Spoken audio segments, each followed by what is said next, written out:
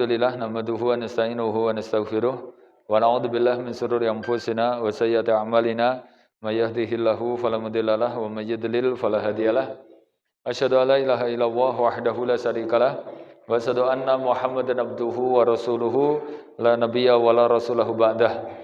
Amma ba'du faqala tabarakallahu ta'ala ya ayyuhalladzina amanu taqullaha wa qulu qawlan sadida yuslih lakum a'malakum wa yaghfir lakum dhunubakum. Wa may yuti'illaha wa rasulahu faqad faza fawzan 'azima. Allahumma la ilma lana illa ma 'allamtana wanfa'una 'ala ma 'allamtana wa 'allimna ma yanfa'una wa zidna ilma. Rabbis shrah li sadri wa yassir li amri wahlul 'uqdatam min lisani yafqahu qawli. Amma ba'du. Usikum wa nafsi bi taqwallah faqad fazal muttaqun. Bapak-bapak, ibu-ibu, jamaah kaum muslimin muslimah rahimani wa rahimakumullah.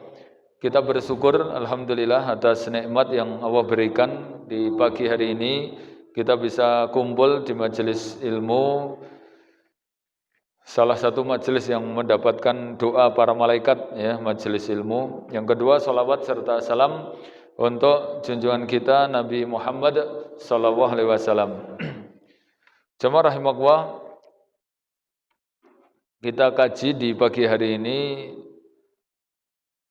Surat Ali Imran ayat 139, ya, kaitan dengan larangan kita untuk minder atau sedih, ya.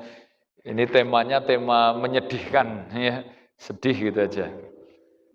Jadi kita kaji ayat ini. A'udzubillahi minasyaitonirrajim. Bismillahirrahmanirrahim. Wala tahinu wala tahzanu wa antumul a'launa in kuntum mu'minin. Allah mengatakan wala tahinu wala tahzanu, kamu jangan merasa rendah atau minder, hina, wala tahzanu, jangan sedih, wa antumul a'launa in kuntum mu'minin, dan kamu itu betul-betul mulia kalau kalian ini beriman kepada Allah Ta'ala. Jadi ayat ini menjelaskan bahwa kita ini dimuliakan Allah Subhanahu wa Ta'ala karena keimanan kita. Jadi kita diangkat derajatnya oleh Allah Ta'ala atas iman yang kita miliki. Jadi makhluk yang paling mulia itu manusia kalau punya iman, dan makhluk yang paling rendah juga manusia kalau enggak punya iman. Jadi yang menentukan tinggi dan rendahnya derajat manusia itu faktor keimanannya. Makanya di sini kemudian Allah sudah memberikan motivasi, antum itu jangan minder, jangan merasa rendah, dan kamu enggak usah sedih. Wa antumul a'launa, karena kamu itu tinggi, kamu itu mulia, in kuntum mu'minin, kalau kalian itu betul-betul beriman. Ini ayat ini dijelaskan oleh para mufassirin, termasuk Ibnul Qayyim dalam kitab Ighatsatul Lahfan itu menjelaskan pintu masuknya iblis, ya. Salah satu pintu cara iblis menggoda manusia untuk malas beribadah itu lewat minder, ora pede, dan sedih itu tadi. Maka sedih, minder ini termasuk pintu masuknya iblis untuk menggoda manusia supaya tidak bisa atau terhalang untuk melakukan kebaikan. Bahkan Nabi mengatakan sedih ini termasuk penyakit yang menghalangi ketentraman hidup, menghalangi kebahagiaan. Makanya Nabi nyuruh kita untuk berlindung dari perasaan sedih, atau dalam bahasa Arab namanya hazan, dengan doa Allahumma inni a'udzubika minal hamni wal hazan. Ya Allah, saya minta perlindungan padamu dari perasaan khawatir dan rasa sedih, itu ya. Jadi kita kaji ini karena memang berat orang itu kalau sudah kena sedih itu jadi malas ibadah. Mboten ngaji deh, alasannya lah piye, lagi sedih ngono wis ora ngaji. Lagi sedih gitu ya ora sholat. Bahkan ada orang itu yang malas melakukan ketaatan itu alasannya karena sedih itu tadi, ya. Maka sedih ini sesuatu yang pasti terjadi. Jadi mau nggak mau, suka nggak suka itu pasti terjadi. Maka karena ini pasti akan terjadi, kita siapkan saja, kita antisipasi. Contoh kayak mati, itu kan sesuatu yang pasti terjadi. Maka kita diperintahkan untuk siap-siap menyiapkan menghadapi kematian. Contoh lagi tua itu kan sesuatu yang pasti tua. Maka mumpung masih muda, kita optimalkan untuk kebaikan gitu ya. Maka kita nanti kaji hal-hal yang mengantisipasi atau cara gimana biar kita nggak sedih. Atau kalau sampai sedih, itu piye caranya sedihnya kita itu berpahala gitu ya. Karena ada sedih yang terlaknat karena ngikuti bujukannya setan, ada sedih yang berpahala, yaitu kalau sedihnya kita persis sebagaimana sedihnya Nabi, karena Nabi juga pernah mengalami sedih, orang-orang soleh dulu juga pernah mengalami sedih gitu ya. Lah kalau sedihnya kita itu seperti sedihnya Nabi, itu nanti sedih yang dapat pahala, itu ya. Ikhwani fillah rahimakumullah, dalam ayat ini menjelaskan kenapa kita dilarang sedih tadi, itu alasan pokoknya karena antum punya keimanan. Makanya kita kaji apa rahasianya orang yang beriman itu sehingga dia jarang untuk sedih. Kalau kepepet sedih ya sedihnya berpahala. Itu dijelaskan ternyata dalam ayat ini bahwa yang membuat orang mukmin itu arang-arang sedih ya, atau dia terhindar dari penyakit kesedihan itu karena dia punya keimanan yang kuat. Yang iman itu harganya sangat mahal. Karena lawan dari iman itu kafir. Sehingga kalau orang kafir itu sedih ya wajar. Karena dia nggak punya backingan, nggak punya perlindungan. Kalau kita ini kan punya perlindungan Allah SWT. Ada apa-apa kita bisa mengadu kepada Allah SWT. Itu yang membuat kita tetap kokoh, tetap bahagia. Terus antum lihat lagi, orang itu kalau beriman, kenapa dia jarang sedih? Ya, dia tetap selalu diberi kebahagiaan, dan memang salah satu jaminan orang yang beriman itu dibikin dia nggak akan sedih, dia dibikin tentram, sebagaimana Allah mengatakan, waladina amanu wa tatmainnu qulubuhum, orang yang beriman itu dijamin jiwanya tenang, gitu ya. Itu ternyata orang yang beriman ini dia menghadapi apapun, semuanya dinilai pahala, apapun yang menimpa orang beriman dinilai pahala, dan semua yang menimpa dia menjadi kebaikan. Contoh ya, Nabi mengatakan orang mukmin itu ajaib karena semua yang menimpa dia menjadi kebaikan. Kan urip itu pasangan, pena, ora pena, seneng, ora seneng, susah, ya, bahagia. Itu semuanya kalau orang mukmin itu jadi kebaikan. Kalau orang nggak punya iman mungkin pas sugih bahagia tapi pembahasan melarat, sedih. Kalau pas sehat itu sombong tapi pembahasan sakit, stres. Tapi kalau orang beriman itu meh-meh podo wae. Ya karena dia memang betul-betul menghadapi semuanya itu menjadi kebaikan. Dia punya amalan namanya sabar sama syukur. Kalau pas dapat kenikmatan, kebahagiaan, kesehatan, dia bersyukur. Dan syukur itu baik untuk dia. Terus kalau dia kena musibah, dia sabar. Dan sabar juga baik untuk dia. Itu ya. Makanya ini menjadi penyebab kenapa orang mukmin itu selalu tentram, bahagia.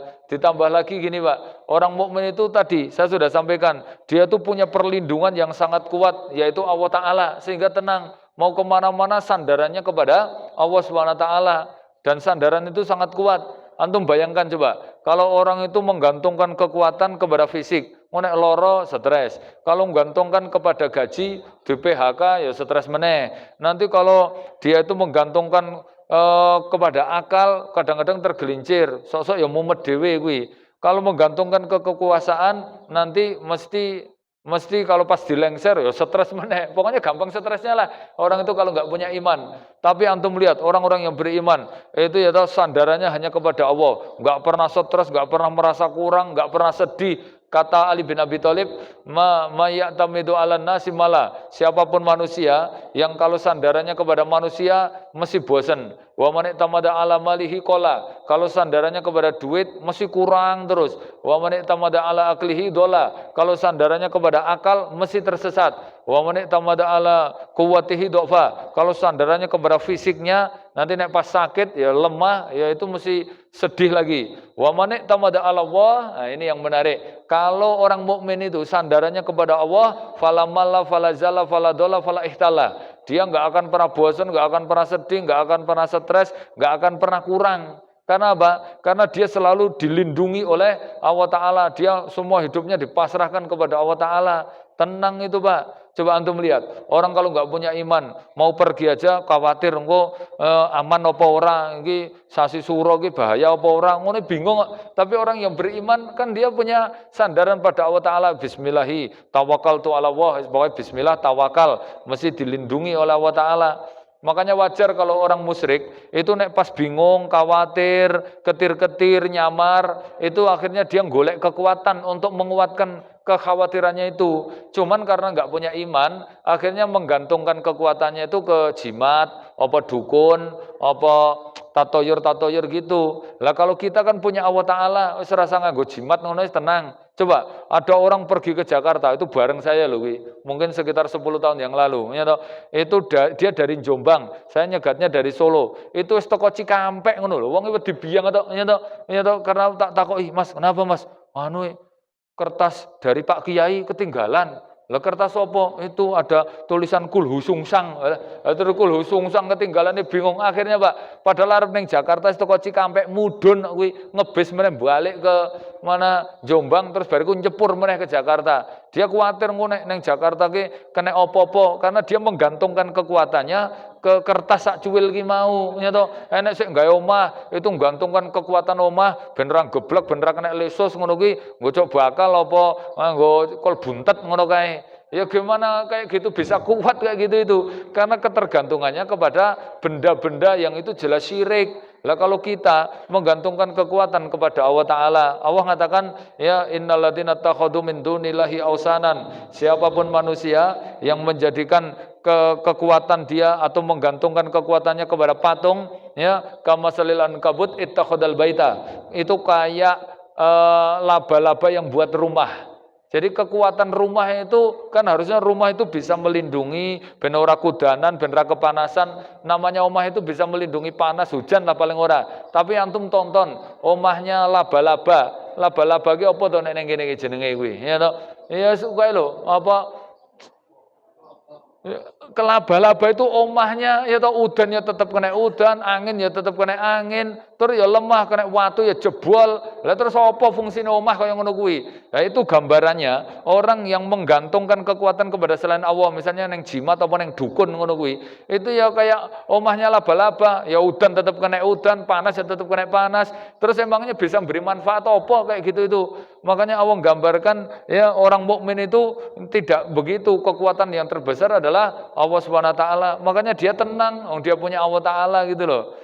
Nah, sedih ini, Pak, terbagi dua. Ada sedih yang sudah terjadi, misalnya anaknya meninggal atau istrinya mati atau kena musibah, omai kobong, kemudian dia gerantus mikir, wae. Kemudian kita mengandai-andai kata, ya kemarin andai kata, itu enggak boleh karena sudah terjadi. Nah sedih kayak gini ini kudu diobati. Ada sedih yang kedua, sedih yang belum terjadi. Misalnya khawatir dan ini sumbernya dari setan memang. Setan itu membuat kita khawatir, nyamar, sedih, bayang-bayang ke sik terjadi. Arep rabi wis bayang-bayang ke engko piye ya nek rabi ngono kae ya to. Engko ketoke piye ya wong iki nggo mangan dhewe. Nggo kok kan piye ya kok kan mikir ya urung terjadi. Kalau kayak gitu tuh ya pasrah kepada Allah taala, rasa dipikir, dijalani ngono wae. Terutama wong wedok-wedok lho, kok kan mikir wae ngger dijak kegiatan apa, mikir meneh. Engko neng kono piye-piye kok kan mikir akhirnya malah ora dadi-dadi ya toh. Wis rasa pikir jalani gitu aja. Ya toh. Nantilah Allah memberikan solusi. Karena kalau kita khawatir sesuatu yang belum terjadi, kok koyo kita itu enggak punya Allah taala. Penting antum jalani sesuai dengan kehendaknya. Makanya kalau sudah kadung sedih ya, di sini para ulama memberikan resep. Ini saya ingin sampaikan tentang solusi biar kita ini tidak sampai terlalu larut dalam kesedihan. Apa solusinya? Kata Ibnul Qayyim dalam kitab Ighatsatul Lahfan itu minimal ada 3 nih yang antum lakukan. Pertama, sabar dan tawakal. Nah itu jelas ya. Sabar itu untuk mengantisipasi kesedihan sik wis terjadi. Nek wis terjadi ki karek ngopo coba? Wis terjadi lho. Ya kari sabar. Misalnya anake mati, terus dipikir wae ngono kuwi. Itu nek kayak gitu malah tambah dosa. Misalnya antum ya kena musibah, omahe kobong apa anake mati, terus ora sabar ngresula. Wis kadung terjadi lho kaya ngono kuwi. Ngomel-ngomel, jambak-jambak rambut, gejol-gejol apa sirahe jentus-jentus ke tembok. Ya kaya ngono kuwi malah rugine double akeh. Wis entuk dosa, pahalane ilang, ya anak tetep mati, musibah tetep kena. Kayak gitu itu musibah sih nggak iso dihindari. namanya musibah itu sandangannya wong urip. Makanya kita mesti nanti akan ngalami kayak gitu itu, Pak. Makanya kadung terjadi, ya sudah, nek misalnya sedih itu aja banget-banget, antum karek sabar. Sabar itu melonggarkan hati, ngempet untuk tidak ngomel, ya, tetap menjaga adab, dikuat-kuatke gitu loh, sabar. Nek ora sabar ya tadi rugine malah double oke. Tapi nek antum bisa sabar, maka insya Allah akan diberi 3 keutamaan, Pak. Ketika kita kena musibah terus sabar. Apa itu? Pertama, dosa akan dirontokkan semua. Habis dosa kita. Nanti kalau kita mati, insya Allah dosanya sudah bersih, tinggal masuk surga. Karena memang syarat masuk surga kan kudune bersih dari dosa.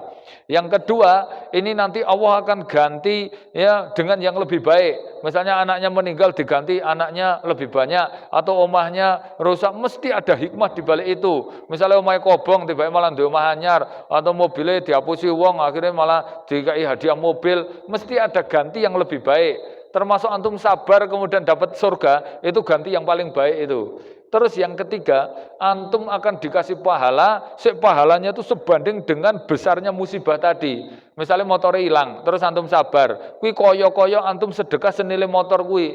Misalnya Megapro 21 juta, atau 23 juta, terus hilang. Itu berarti koyo-koyo antum sedekah 23 juta. Nek misalnya anaknya yang mati, terus kita sabar, coba. Anak itu nilainya berapa itu? Nek dibandingkan mobilnya, anaknya dijoli mobil kan ya ora entuk. Misalnya jenengan dua anak dijoli emas sak batako, angsal mboten? Mesti ra entuk to. Lah itu berarti nek jenengan sabar anaknya meninggal, itu koyo-koyo sedekah senilai emas sak batako, bahkan lebih. Wong dijoli emas semeru gedene ra entuk. Lah itu makanya orang yang meninggal ketika sabar atas meninggal anaknya itu dia punya tabungan yang besar, pahalanya begitu besar di akhirat. Nanti jadi syafaat dia, bisa nolong dia, tambah lagi juga nanti ya di akhirat itu jadi pelayan-pelayan surga dan dia pasti masuk surga. Lah kayak gitu kok bingung weh. Ya sudah disabarke. Nek ora sabar kan ya padha wae to. Emangnya terus urip meneh ngono apa piye? Itu kalau sudah terjadi, terus enggak usah ketika kena musibah kayak gitu, itu antum jangan ngomong laula. Itu pintu setan juga. Atukno andai kata coba nek ora mangkat ning kono, ora mungkin kecelakaan ngono. Wis mangkat kuwi wis kadung terjadi. Ya malah nyalah-nyalahke kadang-kadang. Coba kowe nang masjid ke mlaku, dadak ngepit barang akhirnya pitmu ilang to. Wis kadung mangkat, wis kadung ilang ngono lho. Sik dipikirke ora atukno ki mau. Tapi yang kita pikirke solusine piye? Nek ilangke tuku meneh apa nyilih sapa ngono lho intine kuwi. Terutama nek wong wedok kuwi pikurane ki golek masalah wae, kuwi masalahe kowe kuwi, masalahe nggur masalah wae, masalah wis terjadi. Ya toh? Sekarang karek golek solusinya dari masalah itu. Itu loh. Baik, nomor 1 sabar, terus tawakal. Nah, tawakal ini untuk kesedihan yang sudah yang belum terjadi. Nek wis kadung terjadi sabar, nek belum terjadi tawakal. Misalnya gini, antum khawatir nanti kalau pergi kena musibah karena ki dinone rapas, tawakal. Yakin. Kalau kita tawakal pada Allah mesti dicukupi. Jaminannya gitu. Kata Allah, "Wa may yatawakkal 'ala Allah fahuwa hasbuh." Siapa yang betul-betul pasrah tawakal kepada Allah, maka pasti akan ditolongi, pasti akan dicukupi oleh Allah Ta'ala. Ya toh? Sesok pikir sesok urip, sesok mangan gitu loh rumusnya. Kata Imam Syafi'i, himmatul muluk, cita-cita kita itu raja. Wa in istu ma'aqdamu kota. Kalau saya besok hidup, besok mesti makan, dijamin. Enggak ada makhluk yang hidup di muka bumi itu enggak dijamin oleh Allah Ta'ala. Kata Allah begitu semuanya dicukupi. Lah kok kita khawatir, arep rabi bingung khawatir. Engko piye ya? Kok kan piye yo, kok kan keweden ya akhirnya ngasih 40 tahun jomblo ae ora rabi-rabi. Kok kan keweden ngono kuwi itu dari setan kayak gitu itu. Enggak usah terlalu khawatir, nek belum terjadi tinggal pasrah. Memang gini Pak, memang ini orang dipungkiri. Nabi itu wis mewanti-wanti. Kalian kata Nabi, la tamilu ila tiyara. Mesti khawatir kepada sesuatu yang belum terjadi. Fatiyara fi salasatil khisal. Dan biasanya kekhawatiran antum itu berputar di antara 3 hal. Fil mar'ah wal maskan wal markab. Nek ora nggon urusan bojo, mesti nggon urusan omah. Kalau bukan urusan omah, urusan kendaraan kuwi khawatir. Kendaraan ki lunga kuwi kuwatir, ya toh. Kuwi kendaraan ku ditumpaki terus, ya toh. Makanya tuku kendaraan kudu kuramasi. Makanya ada ritual apa itu nek wong mobil kok dadak di siraman ngono barang iki karepe ben apa ya to, motore tak nggo ngene ra entuk. Le wingi jarene anu arep nyilih motore esuk Selasa. Nggih, Pak. Nang Pake ra entuk. Masalahe Selasa kuwi ndek ben jukuke ning dealer ki ya Selasa Pahing kuwi wetone motor ndek ben. Lah motore nganggo metu weton barang lho, kuwatir jarene. Ya. Terus yang kedua kaitan perempuan, karena itu nanti jadi pasangan kita kata Nabi. Arep milih bojo kuwi arep dienggo jodohmu sak umur urip. Mulakno hati-hati aja ngasih kleru, kudu jelas sangkan parane, kudu jelas apa wetone, kudu jelas ngono kuwi. Makanya ritual golek bojo ubo rampe kaitan nikah dadi akeh banget gitu loh. Masya Allah itu nggur keweden aslinya. Terus kaitan apalagi rumah ki arep dinggoni sak lawase. Ya toh, makanya coba ritual gawe omah ya ubo rampene akeh ngono kae. Wis maju 4 5 pancur boleh wedhus kendit barang ngono kae. Iki karepe apa kayak gitu itu? Itu jarene ben apa bakuh kokoh ora kena lesus, ora kena gempa. Ora kena gempa kok di pandemi cok bakal emangnya lesus ki wedi karo cok bakal ngono apa piye ngono. Ini penting loh kayak gini. Kata Nabi memang kalian mesti kalau nggak tawakal pada Allah nggur khawatir. Makanya obati dengan ya toh, tawakal, pasrah. Ya toh, kalau antum percaya ya pasrahkan pada Allah Taala mesti beres kabeh. Ini janji Allah Taala.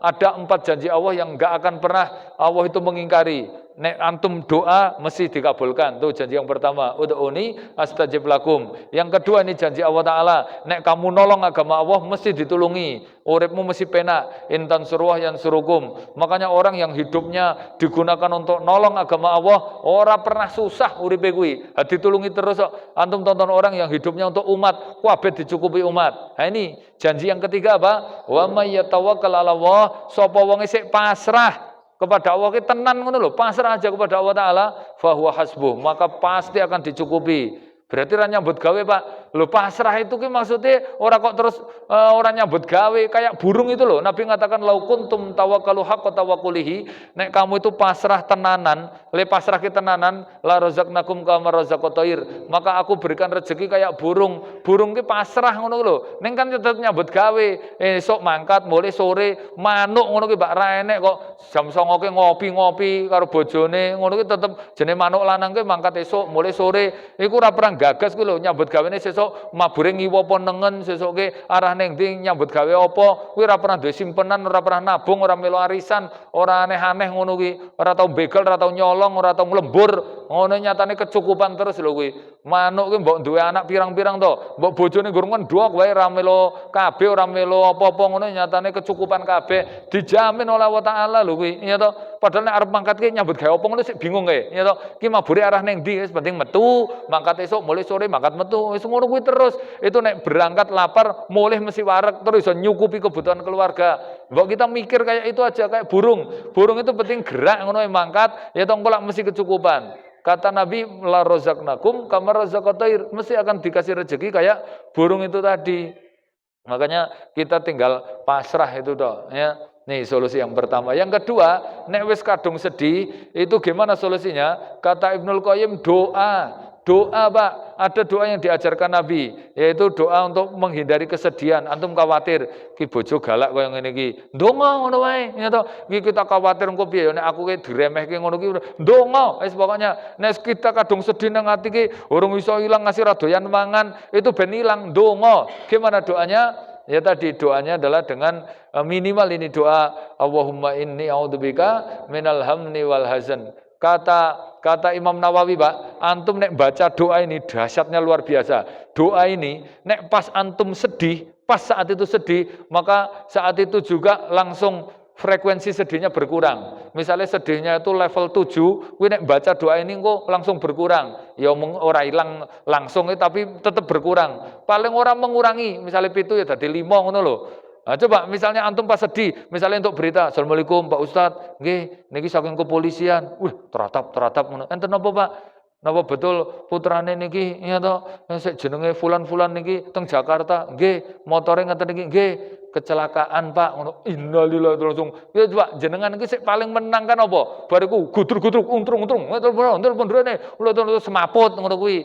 Beda Pak. Orang kalau beriman itu Ya toh, ketika sedih kayak gitu dia doa kepada Allah Taala langsung gelar sajadah. Ya Allah ngono coba bandingke karo wong sik bingung wae kaya ngono kae. Coba podo-podo wanita, ibu-ibu ya toh sik ora tau dzikir, sik ora pernah maksudnya enggak kenal Allah Taala, enggak pernah doa, podo-podo kena masalah, podo-podo entuk telepon kok kepolisian nek anake kecelakaan meninggal ngono kuwi. Kuwi lak bedone ado bianget.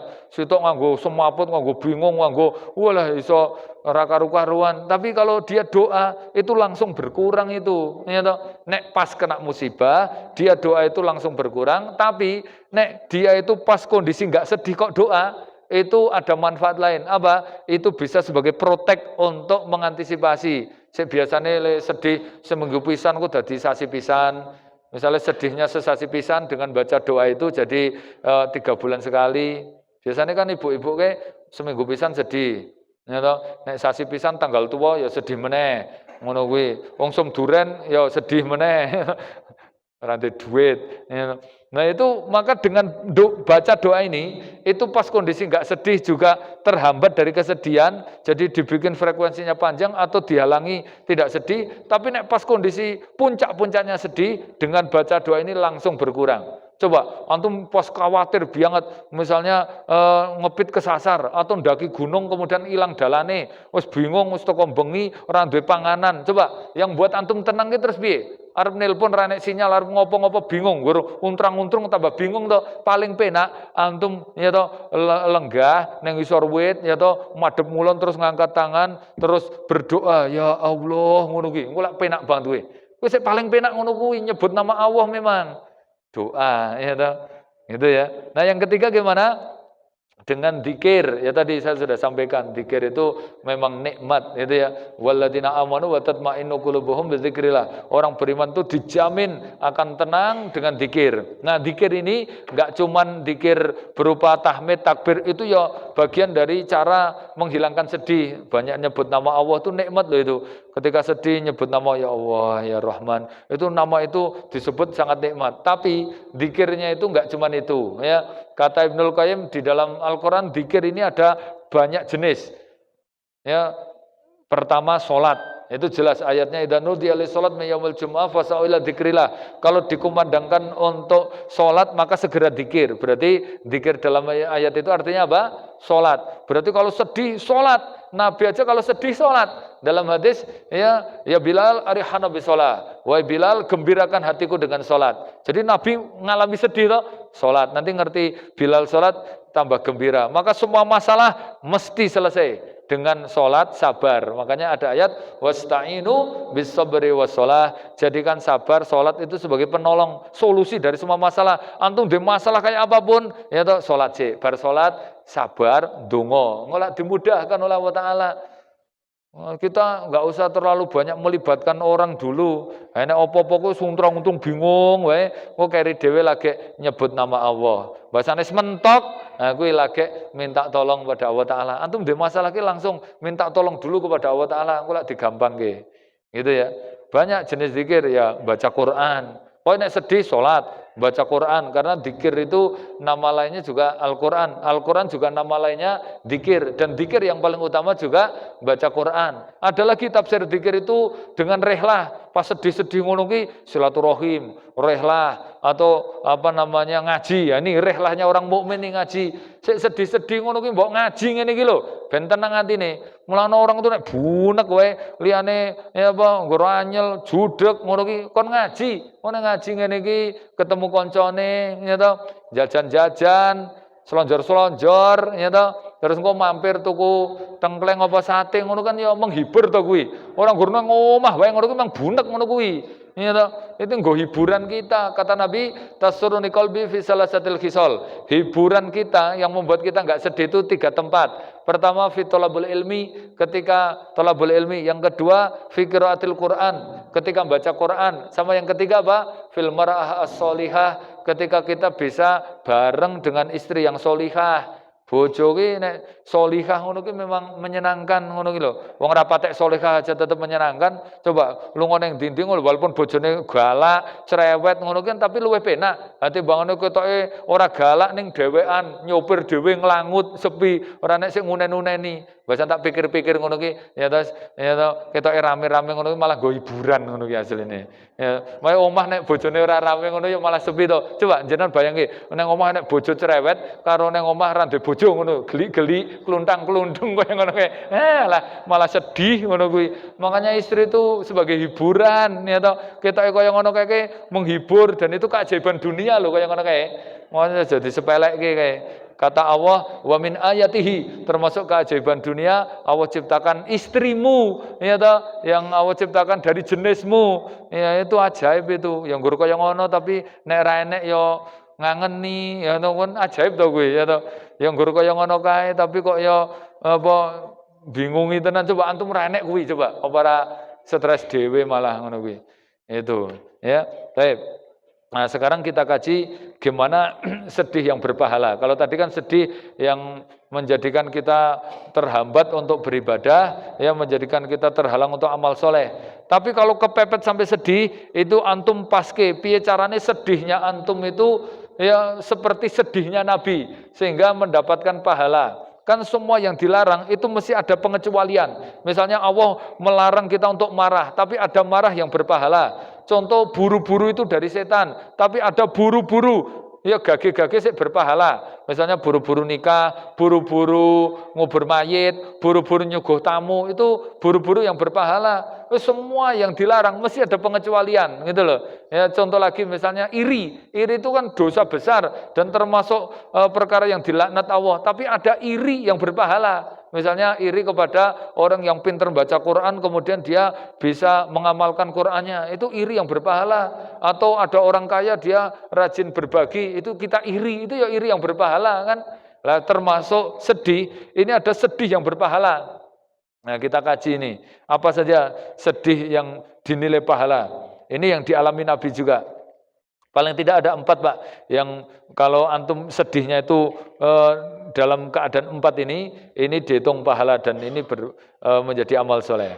Pertama, ketika sedih karena dakwahnya ditolak. Pokoknya urusan berkaitan dengan lika-liku dakwah yang membuat kita sedih, membuat kita itu jadi makan hati, kepikiran, khawatir, stres karena mikir ke umat gitu ya. Pokoknya stresnya kok karena mikirkan umat, sedihnya karena risau, bingung, mikir ke umat, itu sedih yang berpahala. Piye yo wong kene iki kok yo ora gelem nang masjid yo ngono bingung wae sedih sampai sedih, itu sedih yang berpahala. Atau misalnya kita ngisi pengajian terus disepelekke, ora dirungokke, sedih, itu ya sedih yang berpahala. Ya toh, ndek aku ngisi akad pagi ngene iki ya rada sedih ngono ki ya toh. Ora nek seneke, ora nek wedange, speakere kadang-kadang nganyelke ngono ki ya nggare sedih ngono ki ning ora apa-apa ki, sedih yang berpahala. Kadang-kadang ngisi disepelekke apa ora diikromi ora apa-apa, mbok ora dirungokke, mbok ditinggal lunga, misalnya ngisi pengajian terus jamaah bubar kabeh, apa pernah ngisi? Saya pernah Pak ngisi khotbah Jumat dikon mudhun, turun, sangar banget nggare sedih ngono ki. Nah, itu sedih yang berpahala. Karena Nabi pernah ngalami kayak gitu itu. Nabi dakwah ke Taif ya toh, itu di sana wis ora ditampa, tambah meneh dibualangi watu sama ketua sukunya, dikoordinir. Engko nek apa Nabi Muhammad kuwi teko, nyebutnya bukan nabi ya toh. Kalau Muhammad itu datang nanti kita langsung teriaki, kita katakan wong wedan, kita katakan majnun, kita katakan dia itu tukang sihir, terus nanti balangi watu wae. Iku sik balangi, tidak hanya remajanya, ngasih mbah-mbah tuwek, ngasih cah cilik-cilik ngono barang kabeh do balangi ya ke Rasulullah itu dengan batu. Ada yang pakai kotoran basah. Ya nek batu itu menyakiti, tapi kalau kotoran basah memang enggak sakit tapi menghinakan. Coba kayak kita diludahi, jenenge didoni kan ya ora lara to jane. Ning nang ati ku lho lara banget karena itu kaya direndahkan banget.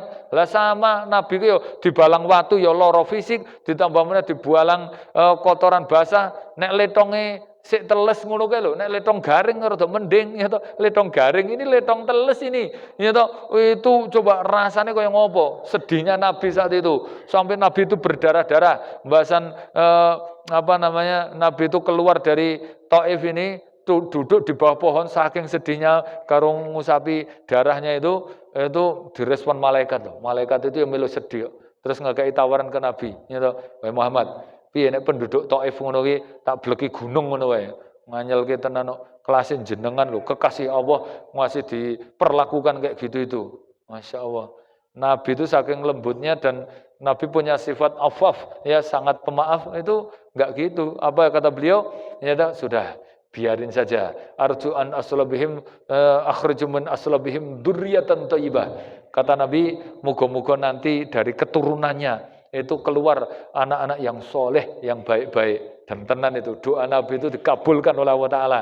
Ya, setelah mereka masuk Islam ketika Fathul Mekah, itu anak-anak mereka jadi tokoh-tokoh ulama-ulama besar. Bahkan sampai sekarang ini ulama-ulama besar itu rata-rata dari Taif itu. Ya, padahal dulu para nenek moyang mereka itu penolak dakwah. Insyaallah kita nek iso yang ngono kuwi. Ning nek aku ketoke wangel ngono kuwi. Misal aku ngisi pengajian ning Karanglo kok apa balangi telek, balangi watu ngono kuwi. Terus malaikate ngasih tawaran ngono ya tak tampa tawaran kaya piye, Pak. Wong kene bleki gunung wae piye. Ketoke nyepelekke jenengan lho, Pak, ngono kuwi. Bleki wae, Pak, ora apa-apa, Pak. Ngono. Arep maafkan ketoke abot ngono kuwi lho, Pak. Karena apa? Karena memang ini berat banget ini urusan hati. Tapi kalau kita bisa mendoakan mereka, ya waman afa wa aslaha, siapa yang memaafkan dan tetap berbuat baik, melonggarkan itu pahalanya Masya Allah, itu langsung Allah yang nyatet, malaikat aja wis ora iso nyatet itu. Fa ajruhu ala Allah. Itu dalam ayatnya langsung pahalanya Allah yang nyatet, Allah yang nyimpen. Ya, itu nomor satu sedih dalam urusan dakwah. Iki biasanya para dai, para ustadz ngono ki sering ngalami ngene iki. Lika-liku dakwah ngono ki jan ngalami digonyo-gonyo ya toh, kemudian ditolak, kayak Nabi itu dilempar batu ngono ki. Nggur aku urung pernah ngalami. Nek dibalang lemper ngono malah pernah ya toh. Itu bang lemper, bang ngono aku bayangke iki dakwahe kleru apa piye ngono ya.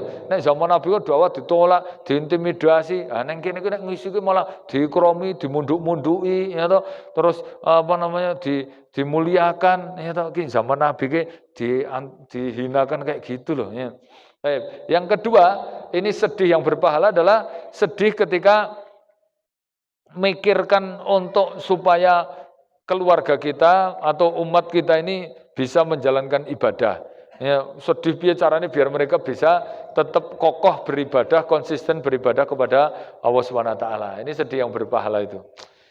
Nek kita kan sedihnya kadang-kadang orang ngono kuwi. Nek anak kuwi iki engko ora nyambut gawe sedih. Nanti nek kita mati anak itu nyata duwe kerjaan apa, kita khawatir sedihnya itu perkara dunia gitu loh. Bukan sedih masalah akhirat. Lah kalau kita mikirkan kok nek saya mati itu piye ya? Anak-anak gue bisa ngibadah pora itu terus sedih, itu sedih yang berpahala kayak gitu itu, Pak. Contoh ya, Nabi itu pernah mengalami kesedihan itu puncak-puncaknya sedih itu setelah wafatnya Khadijah. Itu kan beliau sedih banget. Terus pamannya juga mati dalam keadaan tidak masuk Islam, itu juga sedih. Akhirnya Nabi dihibur untuk Isra Mi'raj. Nah, itu akhirnya Masya Allah terhibur. Tapi setelah ada perintah Isra Mi'raj itu untuk sholat tepat waktu di masjid saat itu, kan salah satu hikmah Isra Mi'raj ini Nabi dapat perintah langsung, orang lewat perantara Jibril, langsung ketemu Allah Ta'ala untuk sholat tepat waktu di masjid. Ya, akhirnya Nabi itu sedih banget, itu mikir ke piye carane seluruh kaum muslimin itu bisa sholat tepat waktu, karena waktunya langsung ditentukan oleh Allah Ta'ala. Allah mengatakan inna sholata kanat alal mu'minina kitaban mauquta. Sesungguhnya sholat bagi orang mukmin itu waktunya sudah ditentukan, tepat sudah ditentukan. Padahal saat itu belum ada syariat adzan. Coba bayangke piye? Coba jenengan bayangke, Pak, misalnya ya dapat tugas kon ngumpul ke manusia sehari 5 kali ya toh, jam 5 esuk, jam 12 awan ning kudu pas lho. Jam 5 esuk kudu pas, jam 12 awan, jam 3, jam 6 karo jam 7 kuwi kudu tepat waktu ning masjid.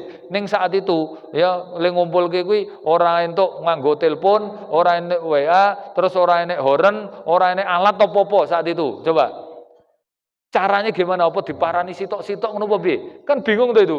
Padahal perintahnya jelas, semuanya harus ke masjid, laki-laki nggak boleh sholat di rumah, tapi belum ada syariat adzan. Makanya Nabi bingung, bantu sedih tenan itu. Akhirnya ngumpulkan sahabat dikumpulkan ngadakan rapat sampai 3 kali loh. Rapatnya ora kelar-kelar itu. Karena urung ketemu. Pas hari pertama tuh rapat bicaranya ini biar orang tuh bisa kumpul semuanya. Ada usulan, ya, ada yang usul anu aja, koyo pakai trompet itu, nek kaya kapal kayak mangkat nganggo trompet gede don ngono kan. Oh, kabeh ngerti kuwi mangkat. Nah, sama nanti wayahe kumpul ki salat zuhur dibunyikan trompet, oh kayak duhuran. Kok asar bunyikan lagi gitu ya toh.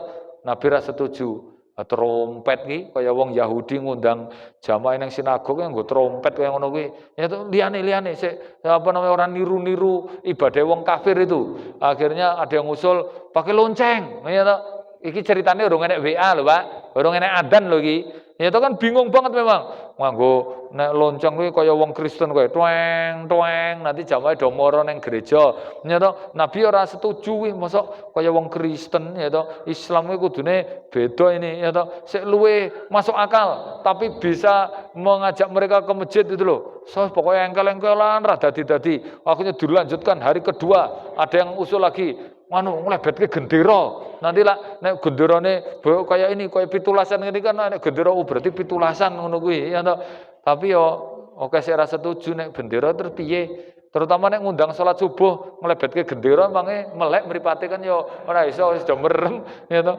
Wong dibledosi mercane kadang-kadang orang yang masjid loh, ya toh. Lah kayak salat subuh ning Blumbang itu, nek Mas malam subuhnya Idul Fitri padahal bengine kuwi duar mercon ngono kuwi. Subuh ki rame banget ngono kuwi ya sik telat akeh lho kuwi. Berarti kan bledosi mercone ora krungu kuwi saking ngantuke.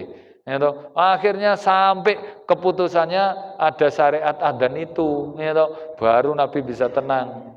Nah ini makanya kita kalau sedihnya perkara itu insya Allah sedih yang berpahala. Yang ketiga Pak, ini waktu habis ya, sedih kalau meninggalkan anak yang tidak beriman.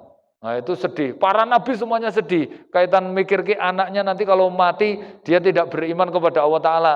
Makanya kebiasaan para nabi itu langsung sebelum mati anak-anaknya itu mesti ditanting, dikelompoki, terus ditakoki ngono ben tenanan ngono, ora spekulasi. Ya toh, le nduk, kira-kira nanti nek bapak mati piye programe uripmu ku lho. Kowe iso nglanjutke salat apa ora? Iso nglanjutke dakwah apa ora gitu loh. Itu kalau nanti nggak bisa itu yang bikin sedih orang tua gitu. Falyakhshalladzi law taraku min khalfihim dzurriatan di'afa. Kata Allah, hendaklah para bapak orang tua itu takut kalau meninggalkan anaknya itu lemah, mereka nggak kenal ibadah, nggak kenal siapa Robnya. Maka ketika anaknya itu jawab, nak butuh ilahaka, wahai bapak, nanti kalau bapak mati saya akan nyembah ilah yang bapak sembah, sebagaimana yang disembah oleh mbah-mbah kita Nabi Ibrahim, Ishak, Yakub, ilahu wahida, wa nahnu lahu muslimun, yang ilahnya satu, kita semua jadi orang Islam. Wah, itu Nabi Yakub tenang itu, tenang. Makanya antum lihat semua para nabi dan semua orang soleh mesti ada perbincangan ke anaknya. Contoh Luqman saja itu dinobatkan sebagai sosok yang mulia padahal bukan nabi Pak. Apa itu? Keunggulan Luqman. Dia itu sangat intens dalam mendidik anaknya. Selalu di briefing, wahwa yang itu diajari tenanan, ya bunayya wahai anakku, la tusyrik billah gitu. Jadi ada dialog bapak. Saiki kan masalah pendidikan ki ora bapak rata-rata nggur mboke terus ngono. Bapak iki liyane golek duit wae ngono kuwi terus engko telung dina pisan mulih duite broke nyo mangkat meneh ngono kuwi. Ora pernah mikirke pendidikan anak wis pokoke kadang-kadang pasrahke mboke kabeh. Tekok apa sekolahe ora tekoke paling wis madang ngono tok nggurane bapake kuwi ya to. Duitnya kurang pura, urusan duit karo madang ngono tok ya toh. Masalah TPA, masalah sholat, masalah urusan ibadah ini juga pernah ditakokke itu. Nah ini hendaklah kita sedih nanti kalau mikir ke anak kita itu iso ngelanjut ke ibadah apa ora. Nek sampai enggak itu loh yang membuat sedihnya itu para nabi begitu. Makanya antum nek iso sedihnya babnya itu bab ini sedih yang berpahala. Nah yang terakhir itu sedih untuk supaya tetap bisa menjaga istiqomah. Sedih kalau tidak bisa istiqomah di atas iman itu sampai mati. Karena dalam hadis Nabi itu yang membuat sedih sampai beruban rambutnya gara-gara bab istiqomah. Syaibatus sa'ri bi suratil Hud. Kata Nabi yang membuat rambutku beruban, kata Nabi itu surat Hud tentang perintah fastaqim kama umirta, hendaklah kita istiqomah sebagaimana yang diperintahkan. Ini berat loh Pak. Menjaga istiqomah ini sampai mati itu berat. Ini antum ngomong saya beriman kepada Allah terus bisa menjaga keimanan ini sampai mati, itu berat. Makanya keajaiban dunia, kata Ibnu Taimiyah, a'dhamul karamah luzumul istiqomah. Sesungguhnya keajaiban dunia yang paling besar di zaman penuh fitnah sekarang ini apa? Tetap bisa istiqomah di atas iman sampai mati. Karena memang Masya Allah fitnahnya sangat besar. Antum bisa menjaga istiqomah di atas iman, menjaga keimanan itu prestasi besar itu. Nanti kalau antum sampai mati tetap di atas iman ini, langsung malaikatnya turun. Innalladzina qalu rabbuna wasumastaqamu. Siapa yang ngomong saya beriman kepada Allah terus di atas iman itu istiqomah sampai mati, tatanazzalu alaihimul malaikah, maka turun malaikat yang itu menjadi utusan Allah, kemudian mengatakan kepada orang yang istiqomah tadi, ala takhafu wa la tahzanu, kamu enggak usah khawatir, kamu enggak usah sedih, wa antumul wa absyiru bil jannatil lati kuntum tu'adun, dan bergembiralah dengan surga yang sudah dijanjikan. Nah, itu langsung jaminannya malaikat loh dapat utusan dari Allah untuk mendapatkan kabar gembira berupa surga. Mula balasannya sangat besar karena berat memang. Orang nyepeleki antum loh, kelasnya orang yang hidupnya zaman Nabi, hidupnya itu ngerti ayat turun depan mata, sholatnya ya bareng Nabi, itu saja banyak yang meleto, orang iso istiqomah itu banyak loh itu. Ketika Nabi wafat, itu totalnya lebih dari 2000 sahabat, ya bukan sahabat dong, orang yang masuk Islam zaman Nabi langsung murtad jadi pengikutnya Musailamah Al-Kadzab, coba langsung melumpuk di Yamamah. Musailamah itu dulu juga Islam, tapi karena wafatnya Nabi dia madeg jadi Nabi ke-26. Lah ada loh sahabat Nabi yang dia ini sejak perang Badar dia sudah ikut perang, semua perang zaman Nabi ngikut. Namanya Rajal bin Unfuah, Rajal bin Unfuah. Dia diutus oleh Abu Bakar untuk dakwai Musailamah sebelum diperangi, kan etikanya didakwai kon balik ke Islam dulu. Lah kok dia ketika ditugaskan dakwai Musailamah malah melu murtad ki, coba. Padahal uripe bareng Nabi terus, dia ikut semua perang, ya toh. Gara-garanya apa? Ketika ketemu Musailamah dikasih 3 tawaran. Pertama dikasih perempuan paling cantik sak Yamamah, sing kedua dikasih 2 peti emas, ya toh, sing ketiga dikasih jabatan dadekke komandan perang. Wah, jenenge wong melarat, ya toh, ngerti duit akeh, tambah meneh wong lanang, ngerti apa itu wong wedok ayu, kuwi paling ayu lho sak Yamamah kuwi. Mbuh Yamamah ki kabupaten apa kecamatan. Berarti nek paling ayu kan duwenekke kontes kecantikan sing paling ayu itu juara satune dikekke kuwi. Tambah meneh dikekke jabatan. Memang fitnahnya itu harta tahta wanita ki kaya ngono kuwi, ya toh. Nek saiki tambah kuota, harta tahta wanita kuota. Wah, mleto no wong lanang kuwi. Ngerti wong wedok ayu, ngerti duit, tambah ngekeki jabatan. Langsung murtad. Detik itu juga dia langsung gabung ke pasukannya Musailamah, genti memerangi kaum muslimin. Coba, dia itu komandan perangnya kaum muslimin ning genten merangi anak buahnya. Dan dia menjadi sahabat terdekatnya Nabi, ya toh. Itu sampai diutus sama Abu Bakar karena pedingane sahabat. Nah, coba di antara 124.000 sik dipilih dia, kan berarti sahabat paling hebat to kuwi. Ngibadahe kurang apa nek dipikir? Apa kurang yakin ngono apa piye? Ngerti ayat turun depan mata. Wong krungu tausiahnya Nabi bendina, salate nang mburine Nabi. Ngono ya iso murtad coba. Masya Allah, itu apa berat banget itu. Zaman Nabi Musa ada ulama paling terkenal sampai dimaktubkan di dalam Al-Quran surat Al-A'raf itu namanya Bal'am bin Baurah. Itu saking hebatnya beliau itu dinobatkan manusia paling soleh di zaman itu setelah Nabi Musa. Sampai kalau dia doa, itu tangannya belum diturunkan, dikabulkan oleh Allah Ta'ala. Kenapa? Karena dia aliman faqihan mustajabud dakwah. Orang yang paling alim, orang yang paling faqih, dan paling diterima doanya. Ya itu tadi. Lah kok ternyata sama ketika dia ditugaskan sama Nabi Musa untuk dakwah ke negeri Madain, podo wae meleto, ngerti duit, langsung gabung ke pasukannya musuh, kemudian ngelawan Nabi Musa. akhirnya kon ndongake keburukan untuk Nabi Musa. Dia ngerti wong Nabi Musa kok didongake elek, ya ora bakal iso. Tapi karena kadung nampa duit gede, masa ora gelem nampa, yang ngono kuwi akhirnya ndonga untuk Nabi Musa. Tapi setiap nyebut Nabi Musa langsung ilate balik nyebut nama Raja Madain tadi, gitu. Sampai turun ayat yang mengkritik dia kaitan dengan anjing itu loh, persis kayak anjing. Kamasalil kalbi intahmil yalhas, dibiarin melet, di gotak ya tetap melet, itu anjing itu gitu. Masya Allah, berat.